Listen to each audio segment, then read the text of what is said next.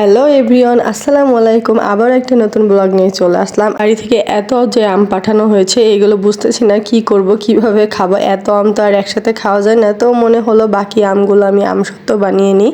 তো আমগুলো বেশ পেকে গেছিল, একদমই পাকা পাকা হয়ে গেছে সব আমগুলোই। তো ভাবতেছিলাম যে কি করা যায়, এই আম দিয়ে তো আর আচার করা যাবে না, তো আমসত্ত্বই বানিয়ে নিই। পাকা আমের আমসত্ত্ব খেতে খুবই ভালো লাগে আমার, কিন্তু আমি কখনো তৈরি করিনি, বাট ফার্স্ট টাইম ট্রাই করব যে হয় কিনা।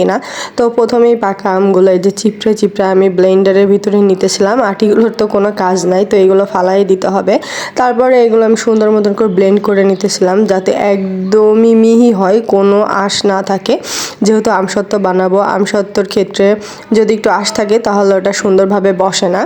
এই জন্য খুবই ফিনিশিং ভাবে আমি একদম ব্লেন্ড করে নিতেছিলাম এখানে। এইদিকে দেখেন আমার কাণ্ড ব্লেন্ডারে পুরো ভরেই নিয়েছে আমি। আমার একদমই মনে নাই যে অল্প অর্ধেক করে নিব, কিন্তু এখানে পুরো ভরে নিয়ে একদম আমার অবস্থা খারাপ, কারণ পুরা ব্লেন্ডার নষ্ট হয়ে গেছে, একদম এই দিক ওই দিক ছিটায় একেকার একটা অবস্থা হয়েছে। তারপরে এগুলো আবার নামিয়ে নিলাম, নামিয়ে অর্ধেক মতো করে নিলাম। তারপর অর্ধেকই ব্লেন্ড করতেছিলাম আমি এখানে।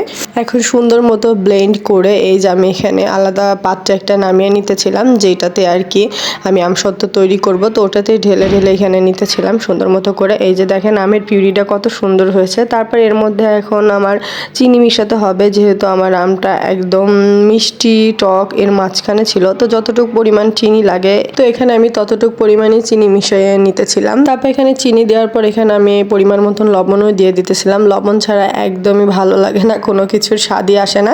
তো এখানে পরিমাণ মতন লবণও দিয়ে দিলাম। তারপর চুলাটা অন করে দিলাম। এখন তো জাস্ট নাড়াচাড়াই করতে হবে, যেহেতু অল্প আছে একদমই চুলাটা আমি ধরাইছি, কিন্তু এখানে নাড়া বন্ধ করা যাবে না, তাহলে একদম জমাট বেঁধে যাবে। এখানে দেখেন আমের পিউরিগুলো এত সুন্দর দেখাচ্ছে, মনে হচ্ছে কাঁচাই খেয়ে নি। ও আর এখানে আমি যেহেতু একটু ঝাল টক করবো, তো এখানে আমি এর মতো এখানে শুকনো মরিচের গুঁড়াও দিয়ে দিলাম, যাতে টেস্টটা আরও বেশি ভালো হয়। একদম ঝাল টক মিষ্টির যে টকটা ফ্লেভারটা আসে খেতে গেলে, একদম এটাই যেন আমি পাই, এই জন্য পরিমাণ মতো এখানে শুকনো মরিচও দিয়ে দিলাম। কি আমার আমসত্ত্ব করার জন্য একদম আমটা রেডি করে ফেলছি। তারপর যে পাত্রগুলোতে আমি আমসত্ত্ব বসাবো, তো এটাতে আমি সরিষার তেল দিয়ে সুন্দর মতো করে মাখিয়ে নিচ্ছিলাম, যাতে উঠানোর সময় একদমই কষ্ট না হয়, ইজিলিভাবে আমি উঠাতে পারি।